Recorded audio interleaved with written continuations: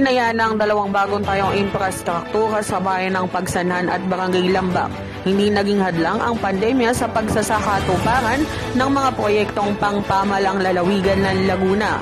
May lawak na 108.55 metro kwadrado ang multipurpose building sa poblasyon Nuwal at umaabot sa halagang 1.7 billion pesos. Kaugnay nito, ang isa pang tayong multipurpose building ay matatagpuan sa Barangay Lambak at ang Farm to Market Road naman sa Barangay Lambak ay may habang 280 metro at nagkakahalaga ng 1.9 billion pesos.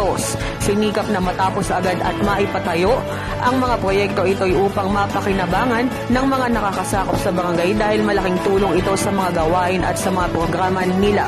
Nagpasalamat rin si Governor Camille Hernandez sa lahat ng naging bahagi at tumulong sa pagpapagawa ng mga bagong multipurpose building. #Rise High Laguna.